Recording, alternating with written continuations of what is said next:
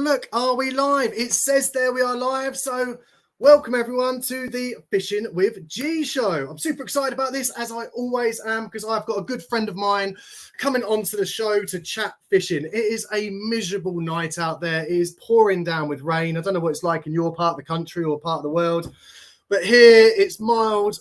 You know, when on weather forecast, they said, oh, we've got mild spells coming in. Basically, that means it's going to be pissing down with rain, people. And that's what it is outside. It's absolutely torrential outside. But yeah, we've got a good show coming up. It gives us something to do on this miserable evening to chat fishing. And I need you guys out there to get involved, because you should be able to comment on our YouTube channel or on Facebook. Write a little comment there and it should pop up on my screen. I'm just going to go over to my screen here and have a look at comments. So what I need you to do is I need you to go over to your comments, drop a comment like, hey G, how you doing? Or who's on the show, blah, blah, blah. Make a bit of interaction, because this show is only interesting if you get involved at home. So if you've got any questions for my special guest today, then you can pop it on the comments and we will come to those in a bit. But whilst I'm waiting for people to come online and for people to go live, we have got to build our theme tune. If you watch our last one, we've got to build our theme tune. So we're going to get our little 505 machine rolling. Got a little beat going. Right, what should we put into this? What should we put in, shall we? Put a little clicks in, yeah? There we go.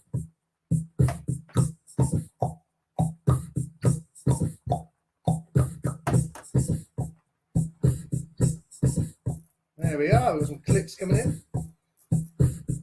A bit of bass, I think. Do we need a bit of bass? I think we do. A bit of bass.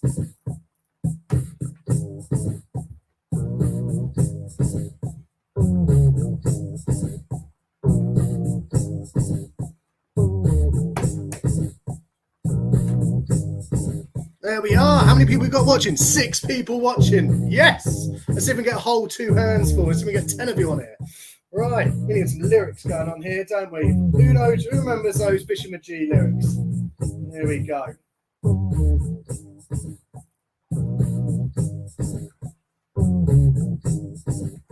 Let's put it on this channel.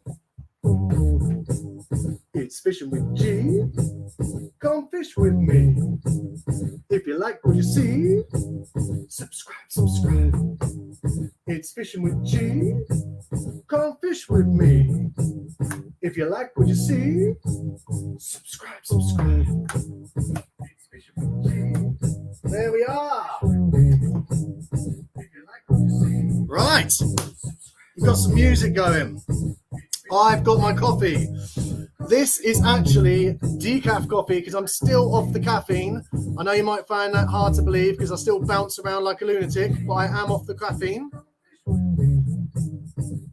It's decaf. It makes me feel like I've got some caffeine going in. Right, let me see. Has anyone, could someone, I've got 12 people watching. Let's just bring this down a bit, shall we? If you like what you see, subscribe. There we go. Bring that down a little bit. Let's have a little look. Could someone pop a comment on there? Because I can't see any comments coming through at the moment whatsoever. Yes. Shory Life. There you go. Hello, mate. I've got you. We have got you. We have got you in the system. Who else we got out there? Come on. We've got 11 people watching. Some of you must be able to put a little comment inside there. I can see Shory Life is there. So welcome to the show, Shory Life. Let's see if we can get some other people dropping a comment. First time here, wasn't expecting this. Awesome. You're being very kind, Shory Life. You're being very kind. Are you one of Tom's friends, mate? He's told to come over and say that. Or paid you a little bit of money. Right, let's just finish this one up. Let's put a bit of this on. It's Fishing with G. Come fish with me. If you like what you see, subscribe.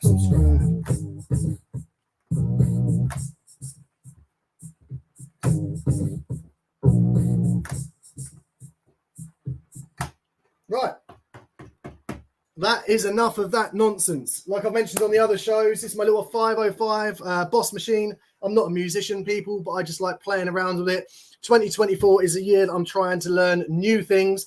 I've got my new fishing challenge going on where I'm trying to catch as many different species, both freshwater and saltwater, as I can using one set of rods. And that is my favorite South Coast rods, 10-foot carp rods. That challenge is going really well, but I'll get to that a little bit later in the show. And yeah, learning a little bit of music, learning about all different styles of fishing.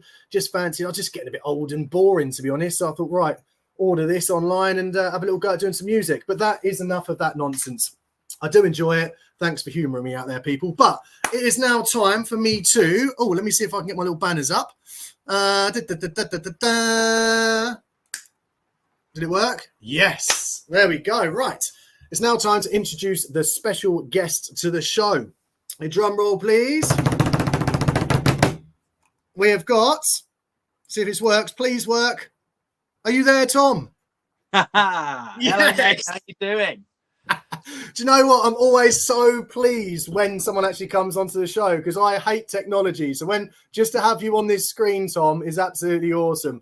Thank you very much for coming onto the show, man. If everyone, this is Thom Hunt, renowned lure angler, England international, and all-round legend of a guy, friend of mine. And yeah, it's great to catch up with him on the show. I'm just going to move this screen a bit so there we go. We can see each other a bit more there, Tom. How does that work? Cool.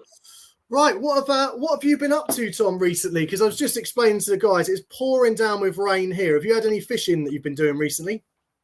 Yeah, a little bit. I actually had, and I recommend this for people during these cold, miserable months. I had a month in South Africa.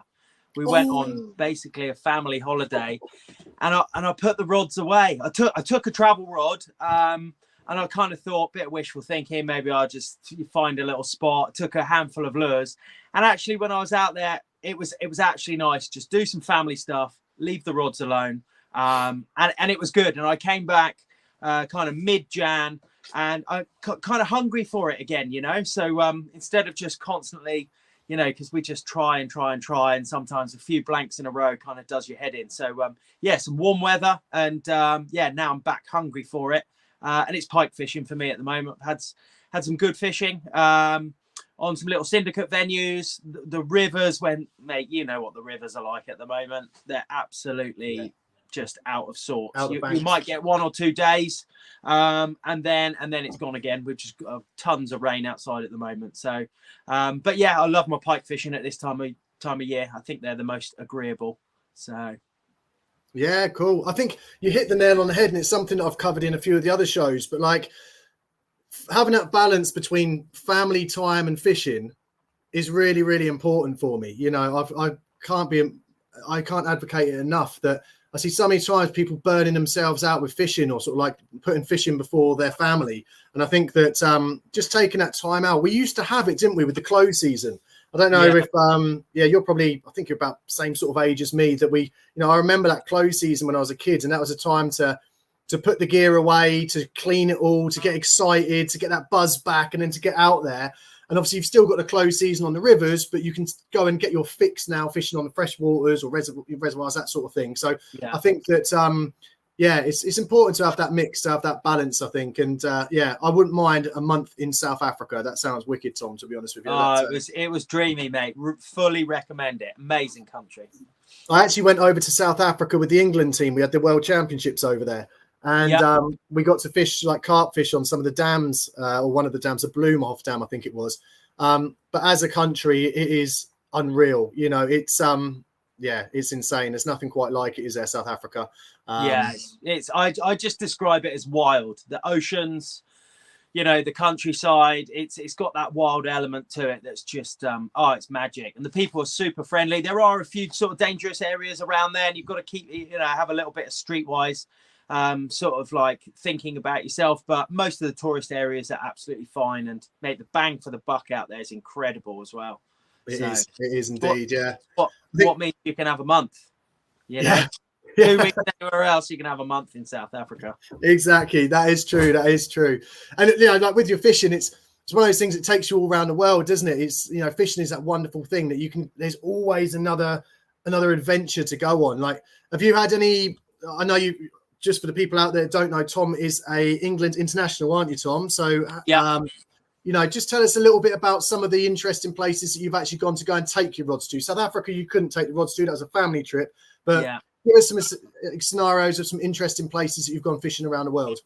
Yeah, so I mean, on Team England duty the last couple of years have been so October just gone was Latvia.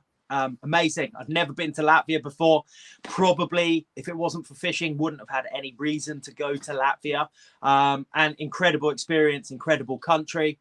Year before that, it was the Czech Republic. I think it's going to be an Ireland this year. Okay. So a real mixture.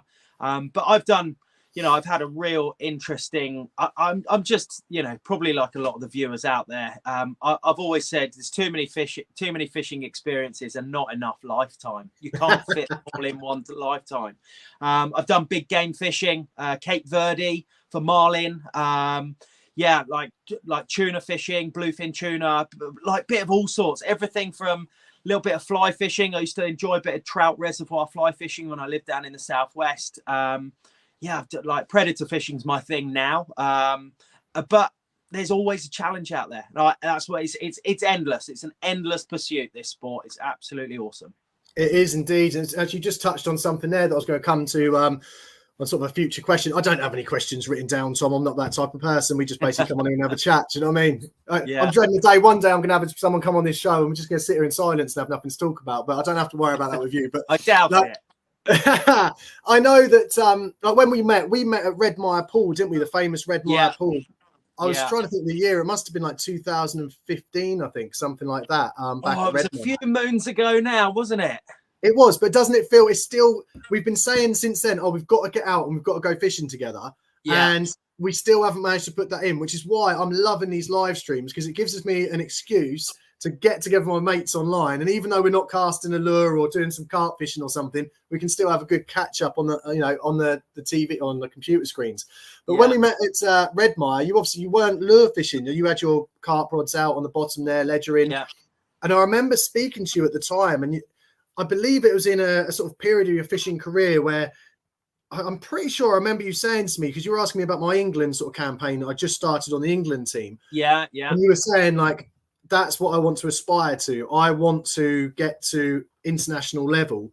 And I think you just started in your sort of like really focusing on your lure fishing. Is that right? And it seems that's right. Yeah. You know, the period you've come from when I met you at Redmire to, you know, where you are now with the competition wins that you've had, both, you know, pike, perch, zander that you've been catching, and obviously the international stuff. Just explain me a little bit about that path that you've taken, Tom, so the viewers out there can just get an idea of the journey that you've come through. Yeah, so I guess, you know, we could rewind all the way back to sort of 5 years old and just going down the canal, catching my first perch, just on a bit of worm type thing. But I think that's an interesting kind of zone to zoom in on. It probably was about 2015. I really enjoyed all different types of fishing, but lure fishing was getting more and more kind of like, I was getting more passionate about it. Obviously still doing bits of other, mate, you'll see behind me, this is just the lure room, but I've got another room next door that's just absolutely rammed with absolutely all different types of stuff. And still enjoyed a bit of carp fishing. Yeah, obviously met you at the famous Redmire. I don't think anyone had a bite for the whole time we were there, but it was just such a magical experience. Didn't need one. You didn't need one. No, steeped in history. And then I remember sort of I started entering a few tournaments. I had a few friends that were kind of getting into the England team, and it was something, you know, since I was little, I'd aspired to wanted to fish for my country. And I suppose I'd got to the stage where I kind of thought, right, I'm quite good at lure fishing. I'm getting into it. I want to get more tournament experience. I think I could do quite well here. You know, those conversations had with you, with your England experience. And then I think I had my first tournament win in about 2017. And that was a real game changer. There's something about, and you'll probably know this from your competition fishing as well. You try, you know, it's that hero's journey. You do okay, then you get knocked down a few pegs, you're learning at every stage. But then when you get your first taste of win, it's a line that you cross, which is like, I think it's just proving to yourself, I'm definitely good enough, at least to have won this tournament. And there's something that changes in your brain. And that really started just an unbelievable run for me. You know, it was almost like there's how to fish, there's how to fish tournaments, and then there's how to win tournaments, and they're three different skill sets. And once you learn how to win, that's very good. You know, you find a little system in your mind. A lot of it's about practice, preparation. You start, you know, having conversations across. I've had amazing conversations with Will Raisin about his match fishing. I was out on a boat with Rob Hughes the other day, and he was telling me all about your kind of carp stories. You know, all of that kind of international level tournament stuff. And there's always something to learn. And I just kind of felt like I was there, worked my way up, got into the England team. It was around COVID, because the first year, so it would have been 2020, I think. That one got cancelled, put off. And then kind of just kept working hard. The domestic scene was going good, and just racked up. Got a trophy cabinet up there, which is pretty solid now. So, it's good. I pride myself on trying to do well, trying to enjoy it still. But yeah, lots of great memories, and it's the learning for me, really. Every new venue, every new species, especially when you travel abroad, there's even a little piece of you which is just like almost going back to zero, because everyone out there thinks, oh, I know this venue really well, my local river, my local canal, lake, whatever it is. Quite a lot of the time, people will be fishing on those venues for a number of years to build up those tiny bits of knowledge about times of year, areas, baits, etc., etc.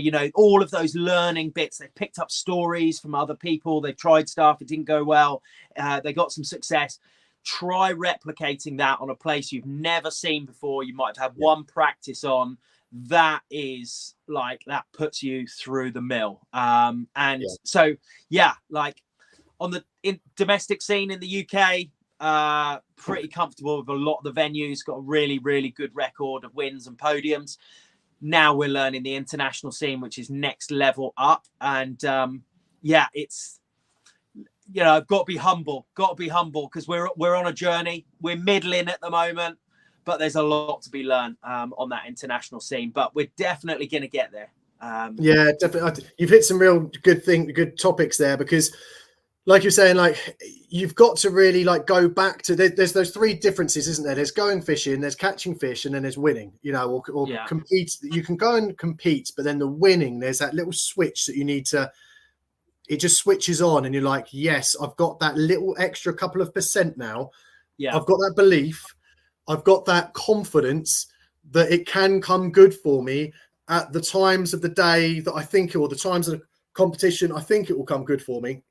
And you just have that inner confidence. Whereas before you have that first win, or before you have that first podium, it can be very easy for that self-doubt to creep in, and for you to start thinking, oh no, it's not going, I need to change up. But we found that in the carp team, that it's obviously the practice, the preparation, and it's having that confidence.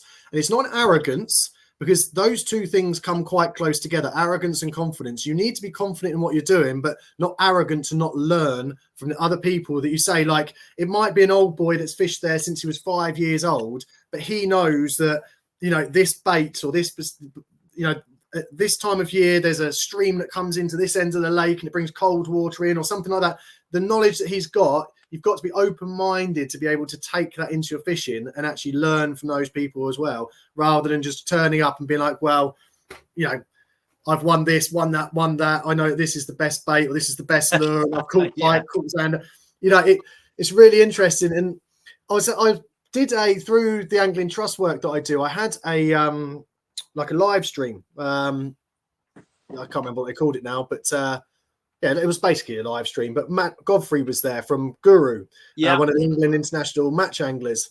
World class, he is. Yes. And he was explaining that, and it's the same with the carp fishing. I'm sure it'll be exactly the same with the lure fishing. But when you go to these other countries, you can be fishing venues that are completely different to anything that you would ever fish in the UK. Yeah. And on his case, you're fishing for species that he's never even seen before, like some weird looking barbel or something, or like some ide or something like that that's specific to this region of Portugal or something like that, the Portuguese know how to catch them, but you've never even seen one in a magazine, let alone catch one yourself. Yeah. But it's all of that sort of local knowledge and pulling it all together and trying to trying to pull it together and have that confidence within the wins. One thing that I will come on to is that there seems to be, because I've been following you on social media, Tom, and keeping up to date, but your partner, I believe Kev is your partner, isn't it? Is that right? Your lawyer Kev partner? Cox, yeah, he's my wife, as they call That's it. We're definitely a married old couple. But that is so important to the competition fishing, isn't it? You know, like having a partner that you don't even have to talk to in the boat or in the swim when we're carp fishing, but they just know what you're thinking. You know, it's just, you've got that confidence in each other, that belief in each other. You just have to look at them and be like, do you reckon we should try it? And they're like, yeah, let's do it. You know, they know what you're thinking. You work on this balance that you've got. Is that how it works with Kev, or do you end up fighting in the boat and chucking each other in? No. It's probably the thing that I am most grateful for, is finding someone that kind of we suit each other's style very well. We've got similar kind of sense of humor. We've both got young families. We've got quite a lot in common anyway. And he is just a very, very straight talking kind of bloke. And that is how I work really well as well.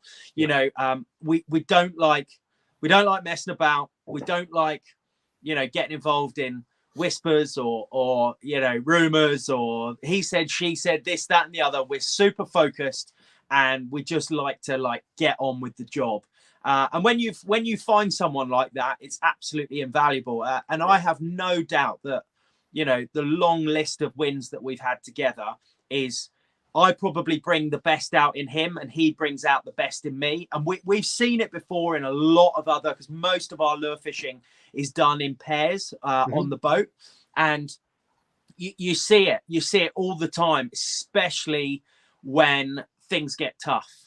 When someone needs a special fish, you get into the last 2 hours and that intensity is there.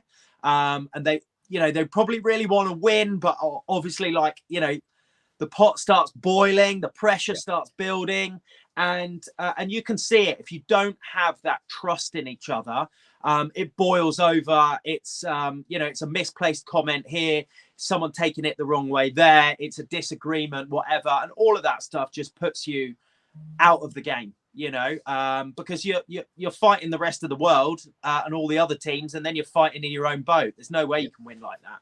So Kev is oh god, the times we've had as well. Sometimes I've got to tell one story actually. Come on.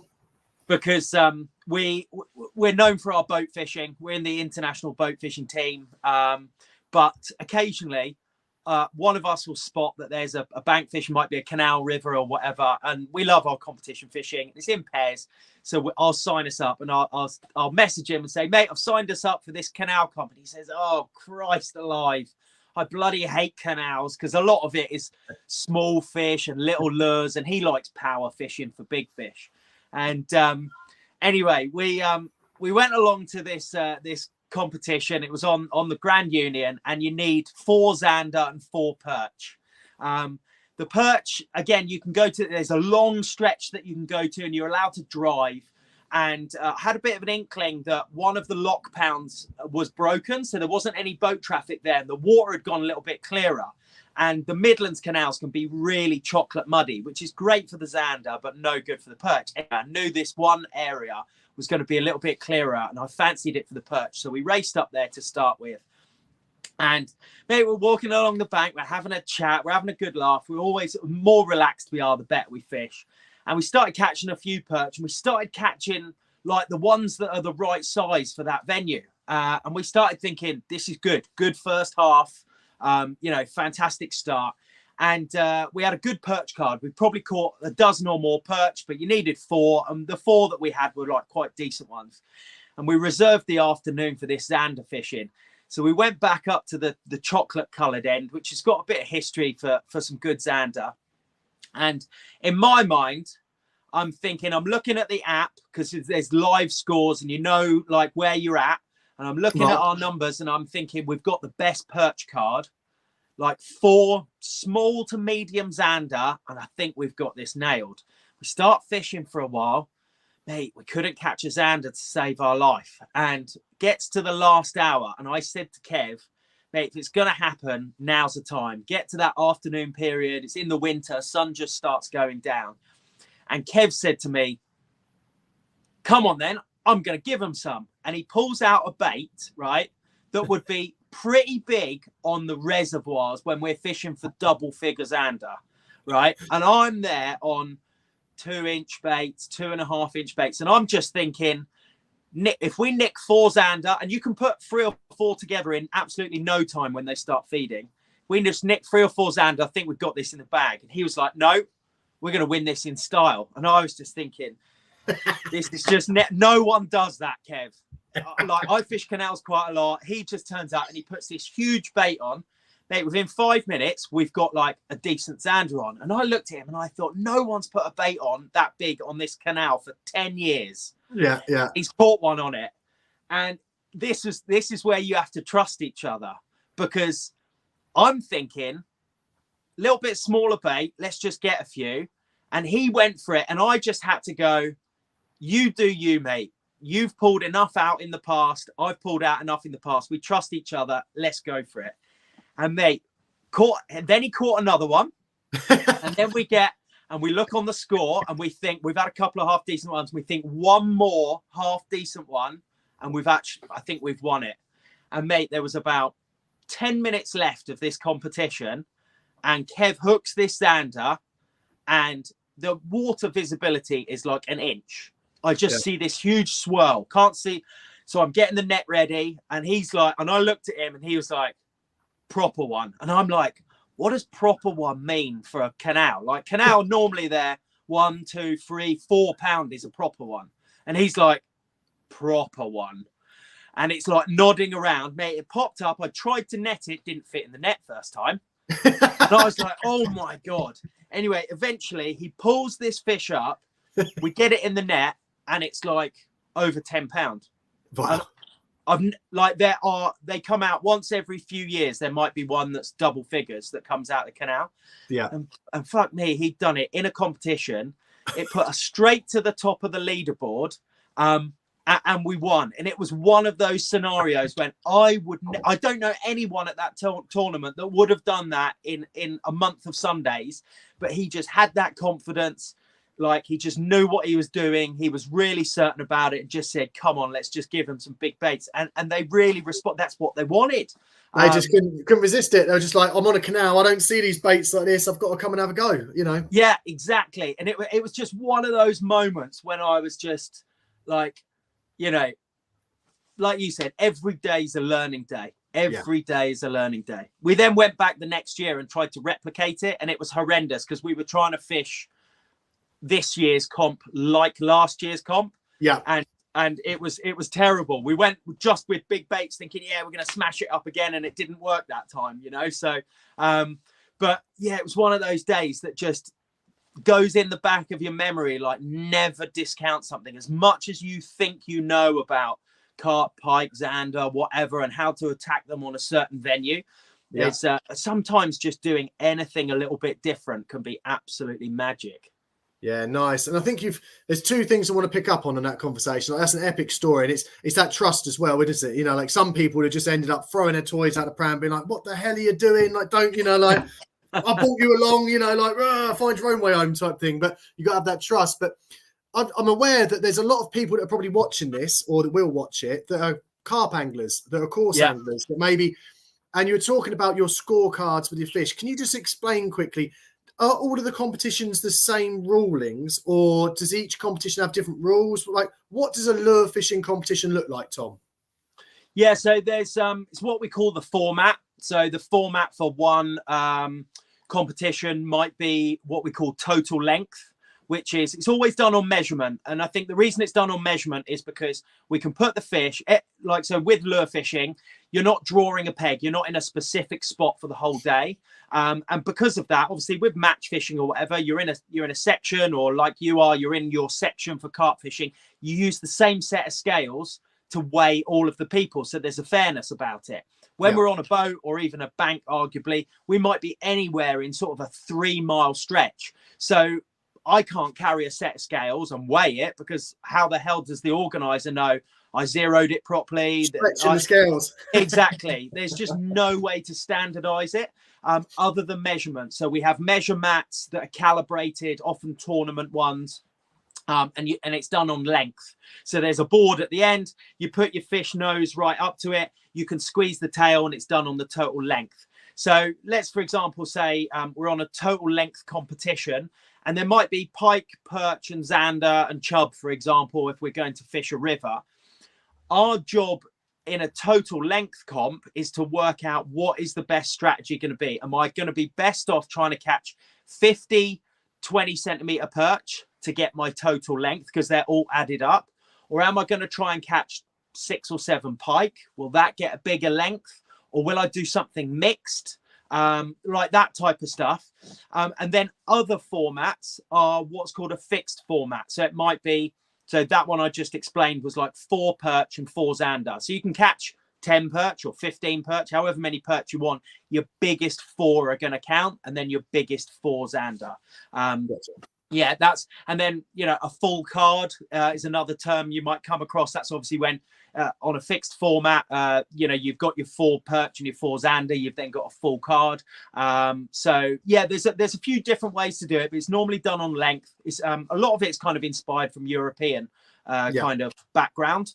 And yeah, the tournament scene is getting really, really interesting over here now. We've got starting to get some quite big prizes. I spent my youth in match fishing as well, so I really keep an eye on a lot of as well as the international scene, which is like probably what I respect the most, because I think those guys, their skill set when they're going, fishing flat floats in the middle of Paris on a big river, or they're going to some lake in Serbia or South Africa, or like that. I think the skill set required at that level is like absolutely amazing.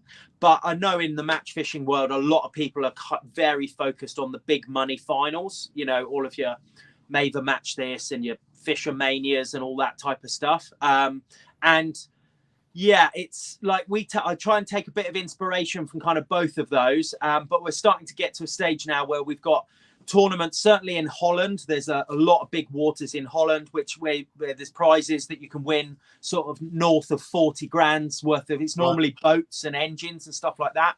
There are cash prizes up to about 15 grand or so. There's quite big ones in Ireland. And the UK is kind of getting there now. We're starting to look, there's starting to be a few tournaments where there are, a couple of grand up for grabs, 2 or 3 grand up for grabs in cash, so it's really exciting time for lure fishing. I think with inside fishing in general, we're starting to see that professionalism and that increase in the sort of tournaments and the coverage that we're getting on TV. And I've always thought, especially with the American bass scene, like how big and monetarized that is, and how glamorous it all is, that's got to soon start spreading over to Europe and into the UK. I suppose it's the same with carp fishing, I suppose, in a way, whereby it all comes down to the venues as well. Because in the UK, for us as carp anglers, we don't have the huge, great big reservoirs like you do that you go and compete on around the world. We've been to Hungary, Serbia, South Africa, France, and you're fishing on huge, huge lakes. We just don't have venues like that. And I suppose, I don't know the lure fishing scene very much, but are there many waters that you can actually take your own boat on in the UK, or, it's very limited. It's really limited, and that does hold us back.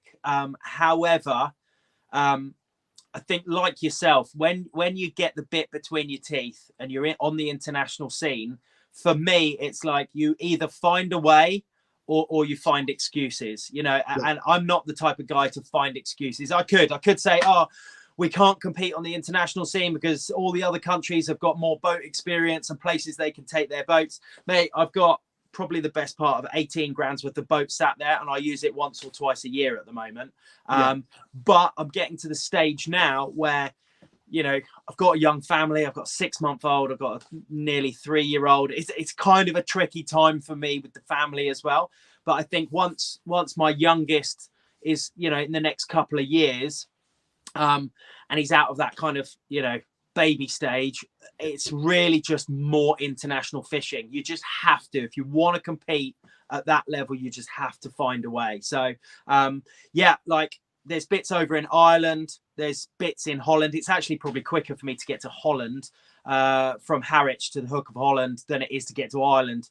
And like you said, big waters with boat ramps. You know, you can drive for like 20-30 minutes and think you're in the same spot still. You know, like they're almost endless. I mean, our last world championship, so get this, mate, get this is how difficult it is for us, because you guys draw a peg and you know a specific peg, and before that you know what areas are going to be in. So if you do any practice, same with the match fishing guys. They get there, this is A section, B section. They know this section of river is going to be their section. They're going to be somewhere in there. They get a peg for the day, right? We get 50. So the last world championships in Latvia was 50 miles of river, 50 miles of river and 3 lakes. And the smallest one was the size of Rutland, which is basically almost the biggest lake in the UK. Like an ungodly amount of water. And like when you don't fish those types of venues, we have to be super humble in this first kind of 5-year period, just trying to learn those venues. You know, there's a whole system about where to look for fish, how to find fish, how to, you know, use your sonars and stuff like that. Because covering 50, how to get the information, trying to find locals, trying to find contacts where you can just pick up bits of information and then filter that information. Because like you said, you could speak to an old dude who says, oh, you know, here's where the river runs in, a bit of clean water and it's really good.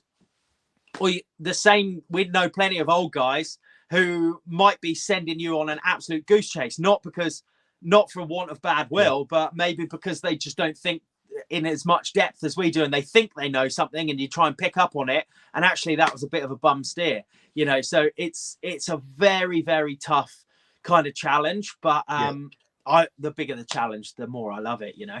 No, that's awesome. And that's one of the things I wanted to have a chat with you about as well. And I don't want you to give away all your secrets, Tom, but like, how do you approach, like, you've got obviously your lure box, right? So you've got your lures inside there, your hard baits, soft baits, your top waters, whatever. You've got your lure boxes, you've got your lure rods. I understand that. But when you go onto a water and it's a massive sheet of water and you've got all this technology now with down scan, side scan, you know, like I've seen the American Bass guys, they've got the plot finder where they can basically like stay in, they hook a fish and then stay in the, you know, in the area, and it doesn't drift off. You know, that's it, auto lock or something. Yeah. Like, how do you, when you go into these competitions, how much are you relying on the technology? How much are you relying on traditional watercraft of maybe the wind? How much are you bringing experience from the UK as to like, it's this time of year and I think they're going to like this color? And how much of it is like, you've just got to work it out on the day and just piece it all together? Really good question. Good question. There's kind of a few different avenues I could go down. The first one is trying to find a little bit of reliable information from some local to start with. So like, obviously being with Westin, we've got sponsored anglers all across Europe, and the World Championships is 9 times out of 10 in a European country. So that's kind of my first port of call, is to try and find a Westin teammate that might be able to put me in touch with someone, because you're really trying to cut down, you're trying to find what I call a pattern. We're pattern fishing a lot of the time. So it's nearly always the first week in October. So so Ireland, for example, it should be in Ireland this year. They don't even have Zander. So we're just looking at pike or perch. It's going to be the only species kind of available. we've got to then as a team try and just zero in on, it's done on a point system, but on the length of the fish. I won't explain it, it's a little bit complicated, but it's done on a point system, and effectively we have to work out what is going to be a better strategy. Are we going to go pike fishing? Are we going to go perch fishing? Is it going to be a mixture of the two, etc., etc.? And a lot of it is just, so you have a background knowledge of perch fishing in first week of October, like dependent on the water temperature. So I gained some of that info. So if the water temperature is over 14 degrees still, which sometimes it is in October, I know certain baits like crankbaits, hard baits, metals might come into the equation because they're more in that kind of warm water baits. Right. Okay. Yeah. If it's less than 14 degrees, I'm probably thinking a lot more finesse methods like soft plastics, could be Ned rigging, could be drop shot for perch, could be kickback rig. There's a few different rigs. And so you've kind of got a, I've sometimes described it as like, this is the whole of lure fishing with all its different disciplines, with all its different species. And the aim is to try and zone in and zone in and zone in and zone in as much as possible to find that winning strategy.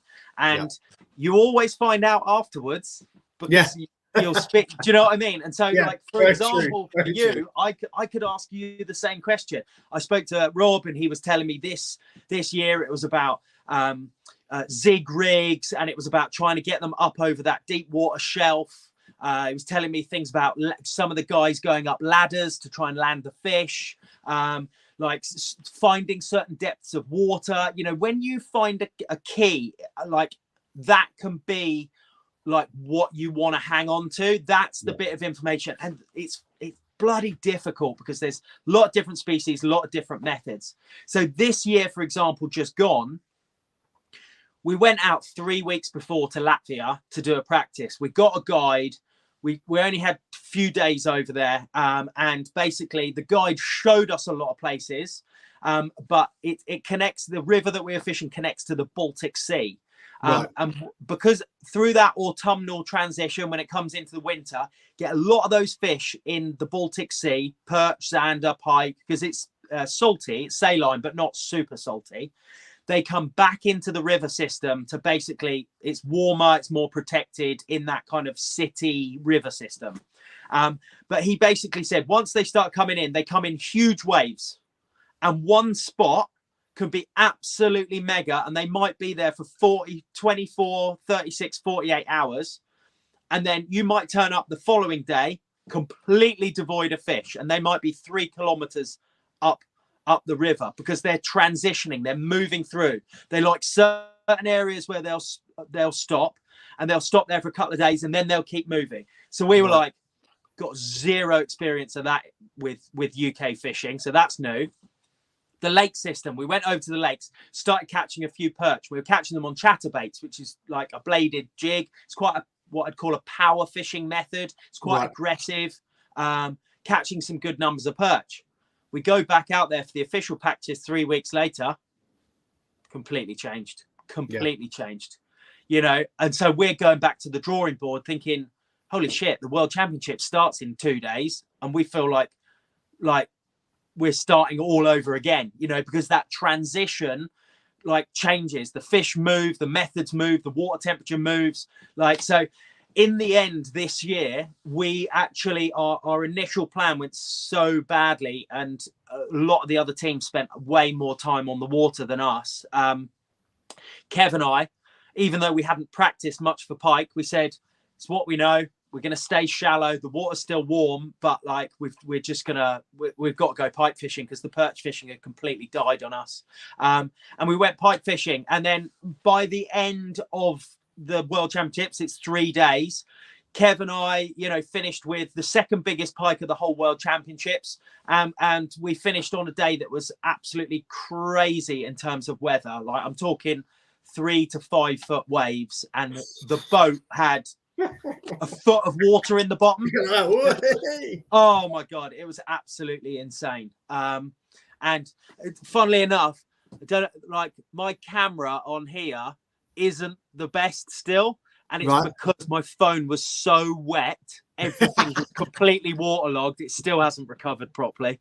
That was from the World Champs, but yeah, and we finished that final day with what's called a single figure score. So it's done rank ordered with boats, so 1 to however many boats. So if you've got 20 teams, there'll be 40 boats. Every team has 2 boats, and you do a point system, catch as many as you can, point system, and they're rank ordered 1 to 40. And we came 8th. So that's we were very respectable. Yeah, Very we were happy with that. And that was our first little taste after a few years of being like, right, we didn't practice enough. We've pulled a pike fishing plan out of our arse, but we've pulled it together where we've just, if we knew what we knew on that third day, on the first day, we'd have been much more dangerous. But you know what it's like? You're on a time schedule. It's a money thing. It's a time thing. It's a practice thing. It's world championships, mate. There's always people out there at the highest level. exactly. We've got to up our game a little bit more. And it is so hard. I'm going to get to a couple of questions that I've got for you, actually, Tom, on the chats in just a sec. But I think one of the things that we found in match fishing, carp match fishing, it sounds the same in lure fishing, is that you go and practice on a venue and it can fish completely different than it does actually in the competition when you've got all of the anglers there, all the boats there and stuff. And it is a complete eye-opener. When the whistle goes and the hooter goes and everyone starts fishing, it can fish completely differently. Completely differently than what it was fishing like 2 weeks before when you just had your 6 guys fishing around the lake. And to try and get that when you're a nation and they're competing on those waters all the time and they know how it fishes under competition conditions. For you going to those countries and trying to learn it, but also not in a formal competition, it's doubly hard, isn't it? It is doubly hard. I've actually, one of the things that I've kind of learned on the international scene, and I think this goes across all of the different disciplines, because I know Rob Wotton, who's in the feeder England team as well, and I chat with him quite a bit. And obviously, like yourselves and Rob, and talking about the carp scene and that type of thing,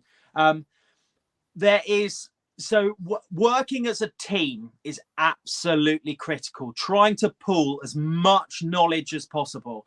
And there's a really awkward bit in the middle, which is if you haven't selected your team and your whole team goes out for a practice and you're going to select the team off the back of that, you've obviously got individuals that want to be selected for the team, but then you've also got the juxtaposition of, are they putting all the information into the team as well, or are they holding a little bit back because they want to qualify for the team against everyone else? So that's a really difficult position to be in. But the more you can be a team unit, pull all of that information and work it out as best you can, that's amazing. And that's an absolute skill set in itself, being able to read a watercraft, fish conditions, having a lot of experience and trying to think, where have I done this before? What might be useful, etc., etc. That's really key. But what a lot of people outside of the international don't really understand, they think, my mate's a good angler. He's really good on this. It doesn't quite convert to, my mate catches loads of carp at linear fisheries. Even if you had a competition at linear fisheries and he won it, still, it's just a completely different game. We have a lot of venues, some rivers, some canals, Grafham, Rutland, Pittsford, that type of thing. You can be amazing on those venues, but then take you to Ireland and you need to catch a load of as many 12 ounces to a pound perch as possible. That's not something we do at Grafham. We catch 3 and 4 pounders. Completely different skill set. And so I think trying to be an all-rounder, but also adaptability, having so much in your tool bag, in your experience tool bag, that should things change, you need to be on that as quick as possible. That adaptability, and I think that is probably one of the most key things in international fishing, because exactly what you said. But there's all the other team, mate. Say it's in Hungary. You've then got France, Germany, Ireland, USA, South Africa, all of those other countries. Mm-hmm. They don't know how the carp respond. They've got to be just as adaptable.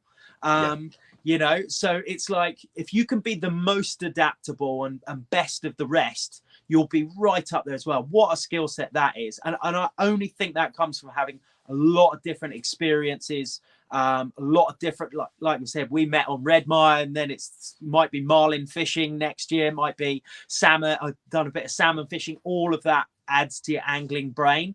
And I think that's a really key skill. It is. It's having an angling brain. And if you look at a lot of the guys, like I know in the carp team, a lot of our carp boys, in the winter time, they go and sit on the seat box and they're still going win feeder matches at Boddington or something like that. Or they go, float fishing, or they're just anglers. And if you need to be a good angler, if you're a good angler, you can catch fish. I've got a few questions, Tom. They came in the chat. One of them here is, we've got William from Finland saying greetings from Finland. So, cool. Hello, William. I would say hello in Finnish, but I've got no idea what that is. Have you got any ideas, Tom? No, I've Zander fished in Finland before. Amazing, bloody cold, but awesome. Well, welcome, William. I hope you're not freezing too much. I've got Jamie here. That's put a few comments in. He said, Thom Hunt is a lure fishing legend. I agree with that one. But he said, what is the best tips? This is to you, Tom. Yeah. You could give a lure angler to help catch more. Oh, sorry. Let me get it up there. What's the best tips you could give to a lure angler to help catch more fish? Question for Tom. So what's the best tips you've got for a lure angler to help him catch more fish? More fish in general. So, okay. So especially if you're just getting into it, bites, get yourself bites. So the number way to do that is scale down, slightly lighter rod, slightly lighter braid. So, obviously it's all venue dependent, and slightly smaller lures. So on a canal, like 1.5 to 2 inch baits are absolutely fine.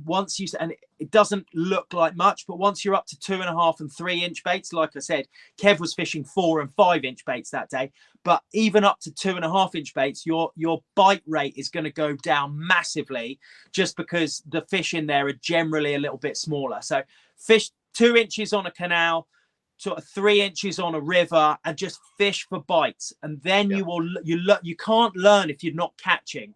All right. So even if it's small perch, even if it's small pike, get your bites. You'd be surprised as well. Some of the fish that I've caught on small baits, absolutely insane. Loads and loads of 20-pound plus pike on really small baits. So yeah, like that puts you in the realm for just get yourself bites. You're then figuring it out because you're going to get the feedback loop. So try changing. I think what people fall into the trap of as well, and I'm sure this is in carp fishing, you find a bait that you like, you fish it non-stop because it's your confidence bait, or a rig, a Ronnie rig, or a whatever it is. And actually different venues, different times of year, different baits, you do have to try and do a little bit of experimenting as well. So get some bites, get some feedback loop, catch some fish, get some confidence, but then start exploring. Try a drop shot, try a Ned, try a crankbait, try a big plastic, try a small. Do you know what I mean? Start experimenting a bit more. But for confidence, just get bites. And I think also, just to add on that, you've got to pick the right venue. I see that when I've been a fishing coach for years, and you see it all the time. People starting to fish or starting to try a new discipline, and then they go and pick the wrong venue. And they might not be doing anything wrong. They're doing nothing wrong, but they're fishing a super hard venue at a time of year that doesn't do many bites. And you're like, you haven't got that feedback loop. That's a brilliant way of putting it, Tom. You're getting no information being passed back to you, not because you're doing anything wrong, but because it's a hard time of year. So right. I've got another one here from Finn as well. Finn has said, question for Tom. Are there any ways to get involved in the UK fishing scene and industry to help promote and grow the sport? So that's over to you, Tom. Question for Tom. Are there any ways to get involved in the UK fishing scene and industry to help promote and grow the sport? Yeah, so that's quite an interesting one. The last few years has seen me move into the industry. It was always been a passion of mine. And so before I answer that question, I'm going to throw a question back at you, which is a few people have said to me, be careful what you wish for. If angling is your real passion, like for yourself, it's your number one hobby, etc., is a job in your passion going to be a good thing or a bad thing? And I've seen people burnt out. For me, it actually like 5x'd my enthusiasm for it, and I loved it. But I have seen other people like lose the love for it because it becomes work. So before you even get into that, have a good think about that. Sort of self-audit yourself. After that, there's a few different channels, whatever discipline that you're into. I think the best way to try and do it is get in and around the right people, get in and around the right brands, particularly if you want to move into the industry. Brand work is a lot of it. Like you've done quite a lot of brand work in the past. I always say align yourself with the same values in a certain business, which is what I had quite a few offers in the lure fishing industry when I started trying to get into it. But I knew Westin's was going to suit me. It's got the same values as me. And then when I get into it, I meet the right people. You've got to work really hard, because in any industry that has basically a lot of passion in it, there's not going to be many opportunities, and they get snapped up really quick because there's a long queue of people wanting to come into it. And, oh, it's a dream job. It's a dream job. And mate, I'll be honest, it is a dream job for me. It's absolutely awesome. So work hard, find a brand or even down to a brand. I mean, you work for the Angling Trust. There's various different schemes, helping people getting into fishing schemes. Just do a bit of research, contact people, be a nice person, work hard, be humble. Just there's a few things. That's just solid human advice, life advice. It is. I think I'm going to chip in here as well, Tom, because for those people who don't know, I used to run a fishery and a coaching centre down in Southampton. And we used to have a lot of people come on our courses. I've been a coach for 15 years and say, I want to get into the industry. How do I do it? How do I do it? And when you see people that come along on the work parties and work experience through college, the people that always stand out are the people that have got common sense, that graft, that come along, have a good handshake, that are presentable, personable, and actually show a willingness to work. And I think that is key. Like Tom said, get out there, start interacting, volunteer. It's open. Mate, that's one of the best ways. You've got to say, I'm going to turn up. How can I help? Yeah, everyone's born with their hand out saying, what can I get? Where's my job, etc. Ask the question, how can I help? Yeah, exactly. And I think also it's finding, if you look at the people in the industry that are actually doing jobs, go and try and find something that you personally like and enjoy and are good at. Now that might be, you might be techie. So, or you might be good at art or design, or you might be good at presenting and talking to people and have that gift of the gab and stuff. But, once you go and study and get a profession or something that you're really interested in, and then bring that into the industry, you see a lot of the guys, they'll be working as, they're either working as, videographer or like part of the branding, or they'll be, maybe even just working in the design side of stuff inside a company. But if you've got that skill set and you've worked for it, or you might, like I say, if you might have the people skills, you might end up being a rep for the company. But if you go and develop those skills, you can then bring that into the industry. It's very rare for someone just for the fact that they can catch fish. Yeah, it's not enough. It's not enough. There's probably 5 people that I can think of that actually their fish captures alone have allowed them to make a living in the industry. I think that you've got to find your niche inside that, something you're passionate about, and combine that together with the fishing. And just on that, sorry, just one last thing about growing the sport.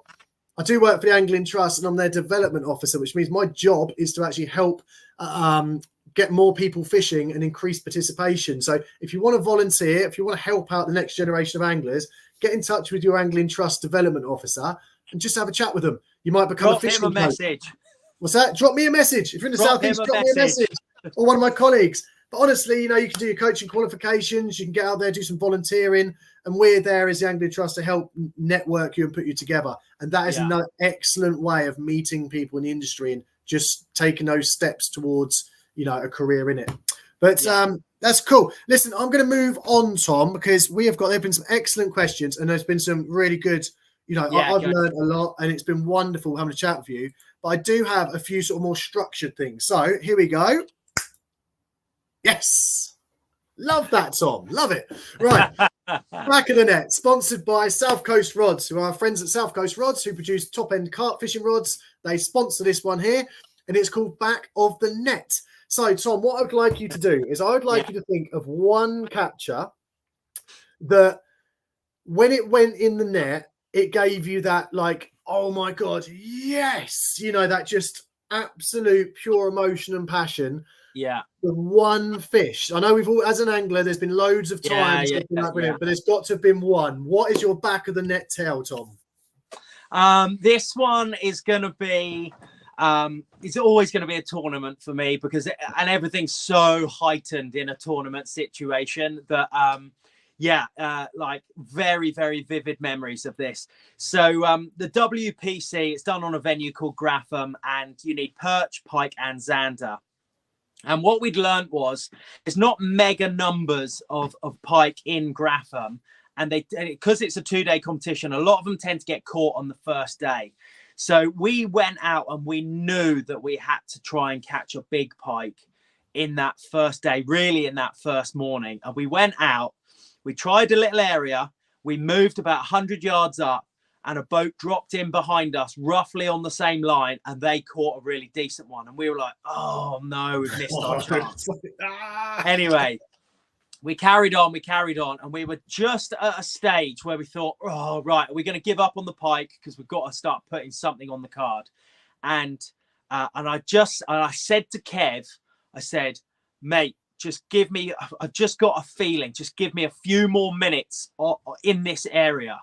And 2 casts later, right at the end of a really long cast, I probably luzzed it downwind 50, 60 yards. I'd scaled down, like I said earlier, smaller baits, a 9-centimeter bait. And we'd been fishing big baits, and I just felt like they weren't quite up for it. So I scaled down, I've thrown it out, it's gone to the bottom, I've given it a few winds, and suddenly it's just a tiny little bite, like a tiny perch or something. I've struck, and I've looked at Kev, and I was like, I think this is the one. And I'm trying to bring it upwind, essentially. We're on spot lock, and I get it halfway up, and it was quite a windy day, and there was a huge branch that was blowing down, and it was taking me so long to gain any line on this. Kev looked at me and he said, are you winding that branch in? And I said, mate, I'm telling you, I've got a massive pike on here. It's massive. And he was a bit like, you winding me up? It doesn't look like it's nodding much. It was just fully loaded up the rod. With the winds catching the line as well. It just my holds, God, it was whistling. Yeah. Anyway, we got it close to the net. It came up. You see it as soon as you see a big pike in the clear water, your legs go to absolute jelly. Yeah. And we looked at each other and we just knew that this was the fish. If we were going to go on to win, we needed this fish. Anyway, it's done 2 full laps of the boat of me like clambering around, moving stuff out the way, trying it not to get caught up around the engine and that type of stuff. And eventually, after must have been a good solid 10, 15 minutes, it slid in the net. And it was just that feeling, which is, oh my God, it's just unbelievable. I looked in the net and I thought, I don't reckon it's going to go 30 pounds, but it's bloody close. And we put it on the scales. It went 29.4. It was windy, 29.4, 29.8, something like that, 113 centimeters. Lo and behold, we didn't win. We've actually never won that. We've had the last 3 years in this order, we've had a 4th, a 3rd, a 2nd last year, and I've got a feeling this could be our year. But it was just, mate, so vivid when you go out for one, know that you need a big one, hook a big one, you're on a fairly light kit, and you're just, oh my God, when it goes in the net, it's the most ecstatic feeling. Unbelievable.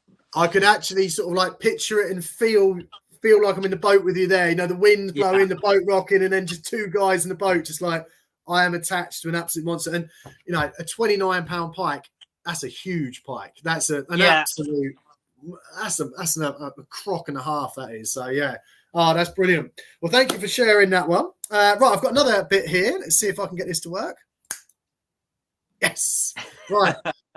Big ups, bruv. Supported by our friends at Nash Tackle. I've got some lovely friends at Nash Tackle, and we thought we'd say they're supporting this one. So this section is, I'd like you to try and think, Tom, of one person, or it could be a group of people, but that have done so much good work for the sport of angling. Maybe it's gone unrecognized, or that people don't know about what they've done. But this is our opportunity on this show just to highlight some of the great work that's going on, and just to give them a big ups, bruv, and just to give them the spotlight for a bit. So have you got someone that you'd like to just... Not normally, because we're married, I always big up Kev. But he gets enough big ups from me. So this one, a little bit more of an unsung hero. It's a friend of mine called Adrian. And he's originally from Poland, been over here for a long time, organizes quite a few events, quite a few tournaments, but also just other get-togethers, runs the Polish Angling Association. He's one of those club guys, and he's an absolute diamond. And you know when someone just runs it because they want to make a better event. They want people to enjoy it. They want, like, he does these amazing Polish food dishes at his events. And it's that real kind of like melting pot of all of these different nations. There's a lot of English guys, there's a lot of Polish guys, there's some Lithuanians, there might be some Irish, there's guys that drive down from Scotland to come to his events, and there's always an amazing atmosphere at his events. Yes. I know how difficult it is to run events, and he does it like flawlessly, and yeah, so he gets my big ups for just being running clubs, running events, and mate, I'm not always, but like we get to stand up some of the time on the podium, we get our photos taken, we got a trophy, we have a great time, mate. He hardly ever gets do you know what I mean? He's not like in the limelight. The unsung hero. Yeah, exactly. So Adrian Grassinla, you get my big ups for this one. Yeah. Nah, that is perfect. And that's what it's all about. I'm going to do one as well, Tom. Hang on. I've just thought of someone, or a group of people. So, and you'll know them as well, Tom. You will indeed. So, these guys here, this is Fennel, Stu, and the rest of the guys at the Wild Carp Trust. Oh, these guys, all right? Yeah. Now, you may not have heard of the Wild Carp Trust, but I'll explain a little bit about what they're doing. So, the carp in this country, the original strain of carp that came into the country hundreds of years ago by the monks, there's only a very few limited venues that actually hold that strain of carp untouched and unspoiled inside them in the whole of the country. And because of the way that we're stocking lakes now, and we've got different strains coming from all around the world going into our lakes that grow faster, bigger, more appealing to commercials and stuff, the actual wild carp strains that we've got, which are known as wildies, are at quite a lot of risk, and also through things like pollution from farming and stocking of other quite species. rare now, aren't they? They are. There's only a few venues. Quite rare to find a true wildie now. Exactly. And basically, Fennel and the guys, they set up the Wild Carp Trust. This is a booklet that they send out to all of their members. I think it's about £30 a year, but they're doing all that they can to protect the true English wildie. And it's all out of the love of their hearts. You know, it's a charity they've set up. Tom knows some of the guys there. And again, there's nothing in it financially for them apart from just to be like, we are trying to reserve the true heritage of carp with inside England, to make sure that it goes on for another 200-300 years of these wildies being in our waters to enjoy catching. So yeah, big ups to the Wild Carp Trust there. Go and check out their website. Look up what they do, people. Right. There we go. Well, that's one quick recommendation for you, because I've been up there and I've tried fishing in the mountain lakes up in Wales. They're 1,500 meters above sea level, and great story. They think it was a stop-off place between two monasteries, so they stocked it with carp, and they used to overnight there, and it was basically a food source for them. But I believe it's called Panty Lynn. Is one of the lakes up there. Great, you'd love it. It's not very big, it's only about an acre or so, but true wildies, and it's nowhere near any king carp whatsoever. So it's one of the few places that you can still catch a true wildie. I went up there to fish one in Wales. It was bigger than an acre. It began with an L. I think that most places in Wales begin with L's, don't they? Linguin. Yeah, I know. There's a couple of places. Yeah, Llangwillen or Llangloch. Yeah, that's it. Yeah. Something like that. But it was amazing, people. It was, the scenery was beautiful. The stars are out. You couldn't hear a car or any noise pollution. It was absolutely amazing. And catching, you know, there were sort of like 4 or 5 pound carp that scraps like anything on light gear. It was amazing. So, you know, again, fishing, there's so many things out there, people, that you can go and enjoy in fishing. Go and going to be adventurous, you know, go and fish for different species, go and try some lure fishing that Tom's done, go and try and catch some wildies, go sea fishing and try and catch a bass or something. You know, the world is your oyster when it comes to fishing. But right, we're moving on. Let me just, I've got a comment just popped up, Tom, so let me see what I've got here in the comments. Has someone popped one up here? I think we've done all these. Oh,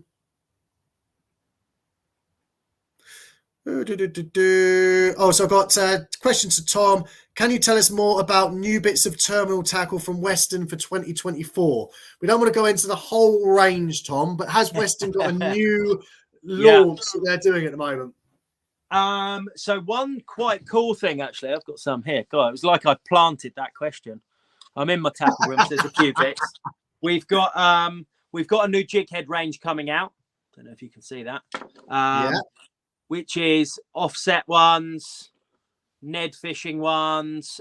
We've got a whole terminal tackle range. So that's quite exciting. We've never done that before. Hooks, cheb weights, all of that sort of stuff. And it's got our own little kind of unique spin on it. So that'll be in shops probably in about March. So that's quite exciting. On the lure fishing front, what have we got? There's a few bass. We're trying to make a big stamp in the saltwater scene as well. We've got a real famous one called Sandy Andy. I'll send you a few. I might have sent you a few already. You need to come down on my boat. You need to come down on my boat. Yeah, deal. And we've got him, Sandy Andy, in a weedless version coming up as well. Like, what else is there? A lot of rods. We've always been like quite a premium brand. Some of our rods go up to €1,000 or more.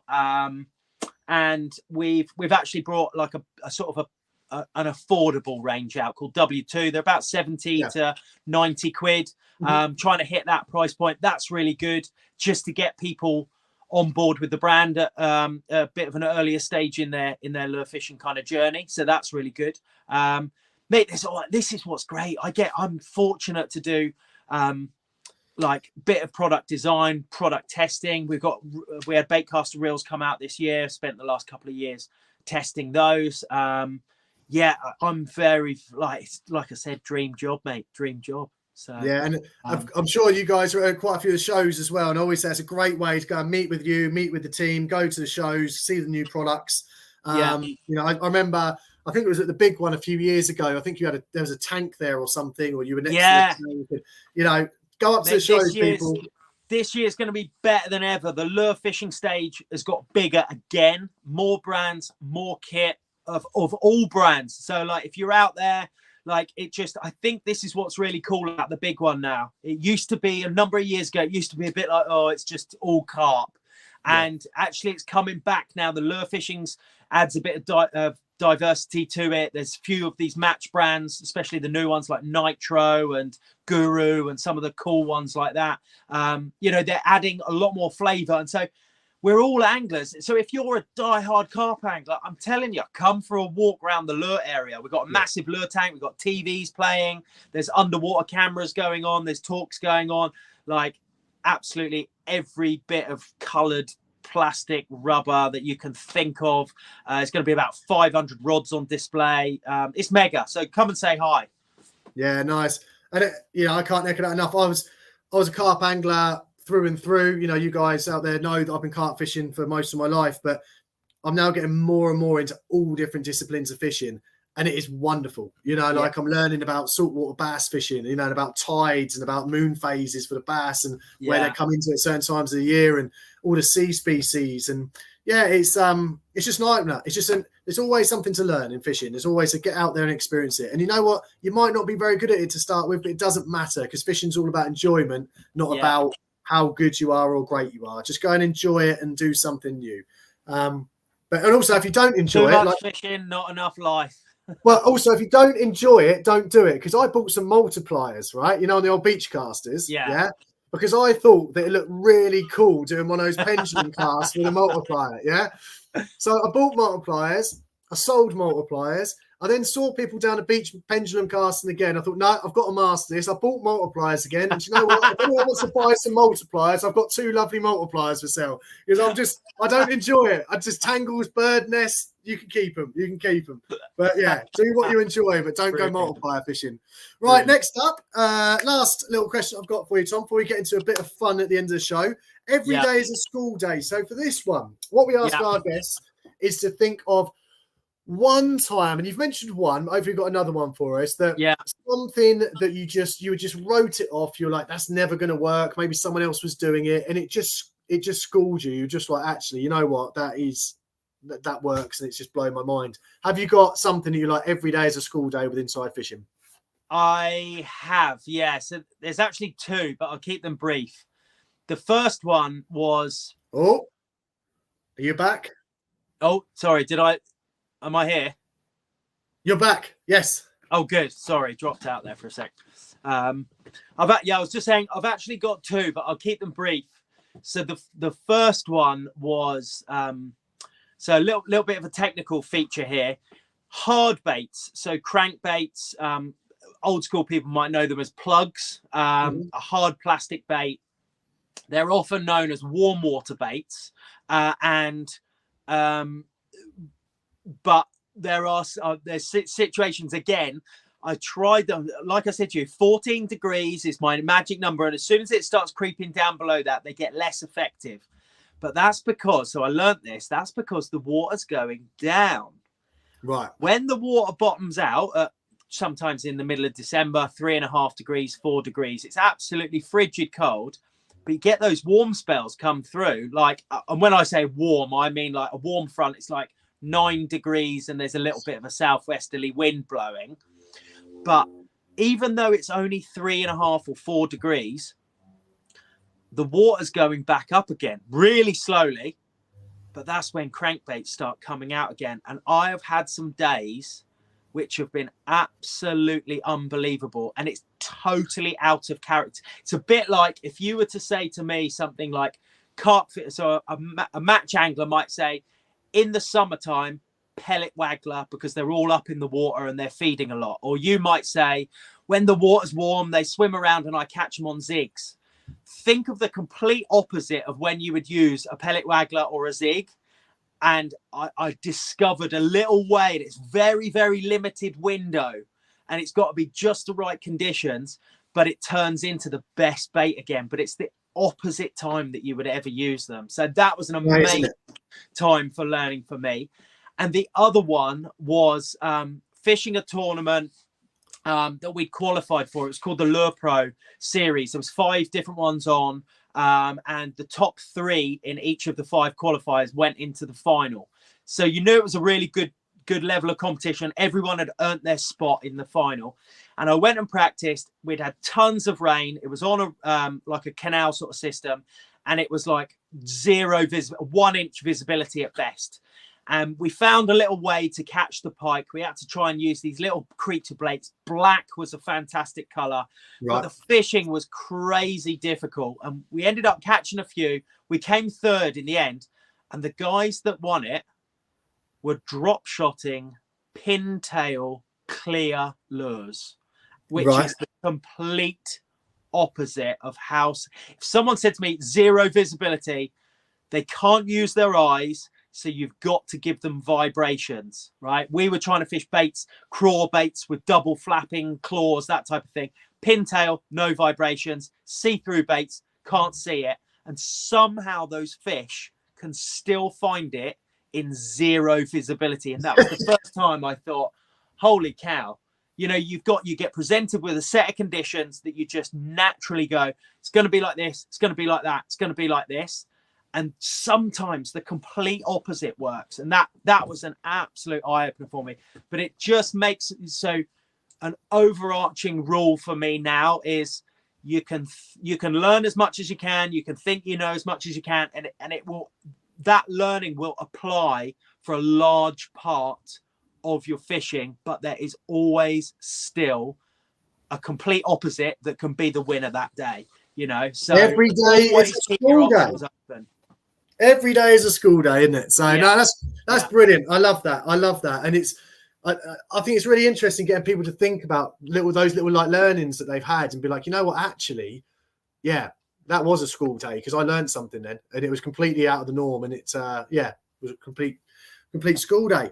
Right, we're going to move on. I've got a little fun challenge for you, Tom, before I let you go, because it's getting on. I know you've got things to do.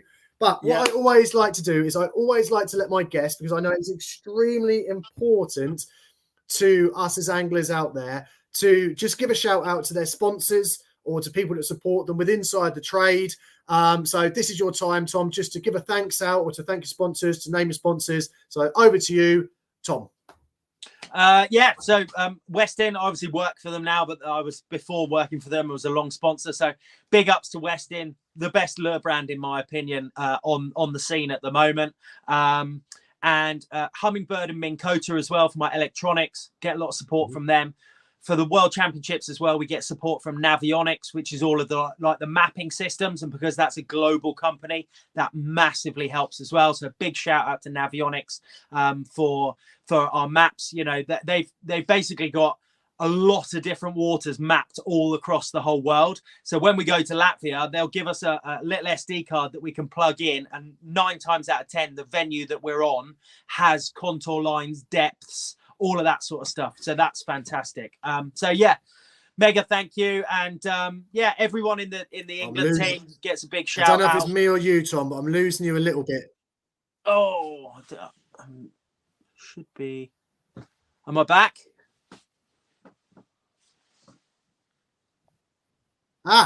You might be back, Tom. Are we back? I think you are. You are. Might be the weather. It's pouring down outside. It is here as well, mate. It's absolutely it's lashing it down. Right, let's quickly get on with my challenge for you. Okay, so this one, we did also get all of your sponsors. So thank you for sponsoring Tom. He's a legend. Thank you very much, all those companies. This section of the show is called the Lure Challenge, Tom. All right. So we've just heard that you're sponsored by Westin. So what I've done is I have got the names or the colours of Westin lures, and you've got to tell me if they are true or false. All right? Okay, yeah.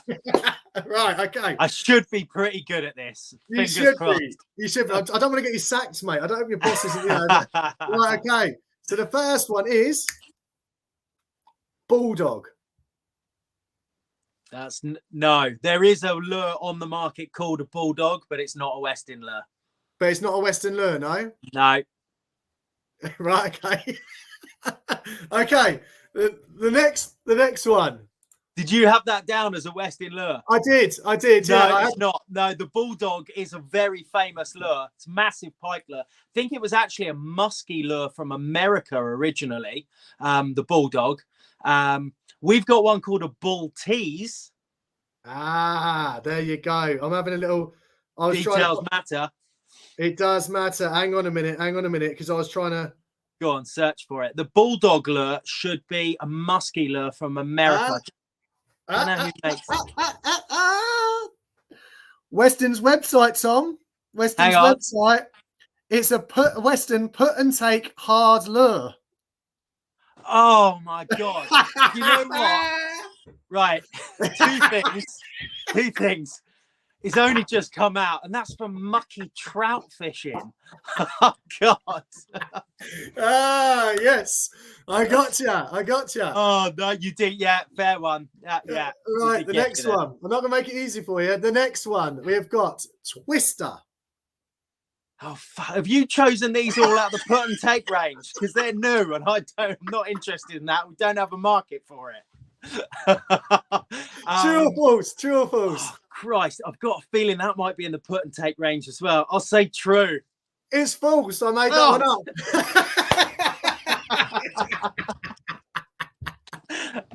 All right. Let's have a little look at this one. The next one, this one here. It can be a lure or a colour. Silver Clown. Oh, mate, you're digging into the archives here. Right, and unless it's in the trout range again, which we don't really sell over here, it's not in a current freshwater lure. Silver Clown. I'm going to say false, but it might have been a custom color previously. But I'm going to say false. You're going to say false. I'm going to say false. You're going to say true now. It's in the put and take range again. It's indeed. Oh,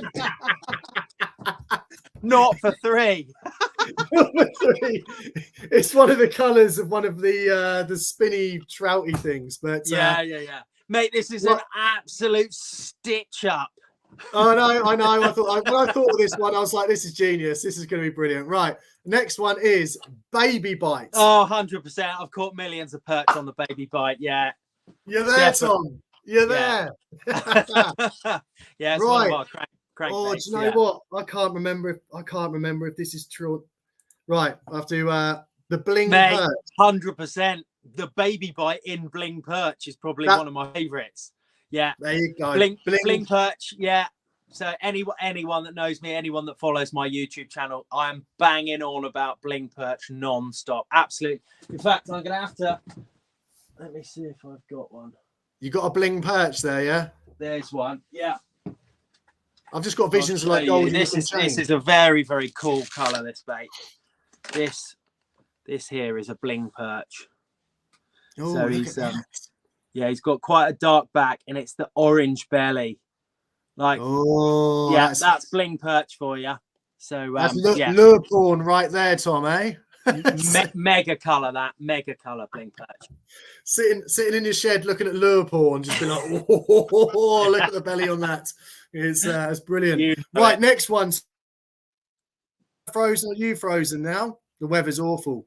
Oh, you come back to me, Tom. You can't get away from me that easy. Next one. I can hear you. Yeah. Oh no! Don't die me now. I think we're back. Are we back? Sorry, I think this weather's really messing with the signal. Have I frozen now? Oh, mate, the weather has got absolutely savage. Can you hear me, Tom? Yeah, I can hear you, yeah. I think I may have died. Oh, no. No, I can hear you. Right, rough diamonds. There we go. We're back. Yeah. Rough diamonds. Is that one? Rough diamond. I'm going to say false, but it could be a slight trick question. We've got chartreuse diamond. We've got chrome diamond. There's a lot of different diamond colors, but I don't know of a rough diamond. You're redeeming yourself now, Tom. You're redeeming yourself. Yeah, that's right. I made that one up. You've got a lot of diamonds. Next up, Mick the Pike. No, it's Mike. Everyone knows Mike. Mike the Pike, Ricky the Roach, Stanley the Stickleback, Percy the Perch. But no Mick. No Mick the Pike. No, Mike the Pike. Right, okay, next one. Monster Bite. Yeah, I'll tell you. It's in that packet there.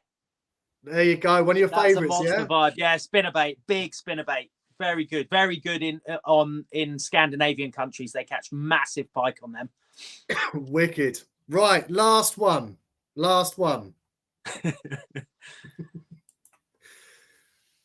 Tiny teaser. Sounds like a rapper to me.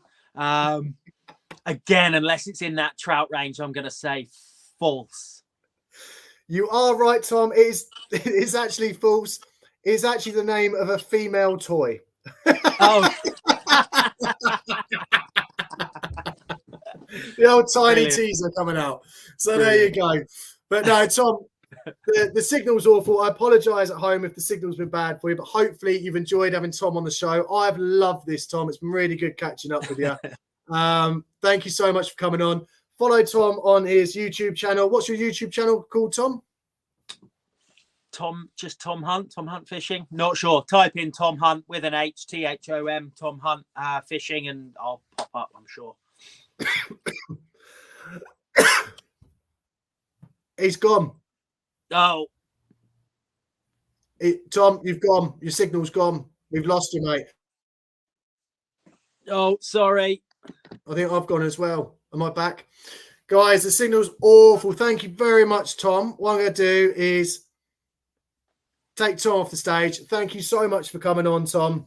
Thanks, The guys. rain and weather is awful outside. The signal's very, very bad here. Hopefully it's still recording. Hopefully you're enjoying this. We've got 21 people watching. Thank you so much, people, for watching this show. It is absolutely awesome. I'm going to put a little bit of our theme tune back on whilst we get started for this last little bit. There we go. Put a bit of music on. So thank you very much, everyone, for watching this show. If you did like the show, please go and subscribe to the YouTube channel, Fishing with G, and give it a subscribe. Give this video a thumbs up. It just shows a little bit of support about what I am doing in my shed, speaking to my friends. I've got loads of cool guests coming up on this show throughout the course of the year, across all different genres of the sport. So hopefully you've enjoyed it. It's given you something to do on this miserable evening out there. Oh, I do actually have, just to bring that down just a little bit, do have a few thank yous to give out. I've got to give a massive thank you out to Dusto over at Carpetism for sending me these stickers. That is awesome. Thank you very much, Dusto. Also to my friend Bev, the lovely Bev Clifford. She heard my plea for some stickers for my seat box. She gave me some of these lovely Kumu ones, which is awesome. And also, this is really cool. Let me just show you this, people, before I go. Look at this. My friend Harry Lee from Eastleigh Borough Council, that I used to do a lot of coaching projects with, he got this printed. I've got it made up. It is actually a poster to put up in my studio, and it has got all of the fishing licenses over the last, I don't know how many years that is, 15 years or something. And he's made it into a little poster. I'm going to frame that, Harry. I'm going to put it on the wall inside the studio. And that is an awesome gift. Thank you. Thank you very much. I've got a few product reviews that are going to be coming up around some bite alarms, about some fishing reels. I'll do some product reviews. I've been out doing my challenge series as well, so check that out on my YouTube channel. I went and fished a beach fishing match with my 10-foot rods. I've been out barbel fishing. I caught some chub on them. I caught some whiting. I went out pike fishing. I didn't catch a pike, so I'm going to go back and get a pike. Maybe that man Tom could actually help me to catch a pike. He's the man. But anyway, I'm going to leave you with it, guys. Let's put this up here. Let's bring ourselves in a little bit of the theme tune, shall we? Fishing with G. Come fish with me. If you like what you see, subscribe. Remember, subscribe, people, to the channel. Thank you very much. Peace out, everyone. Have a lovely rest of your evening. I hope to see you on the bank soon. Take care, everyone. It's Fishing with G. Come fish with me. If you like what you see, subscribe.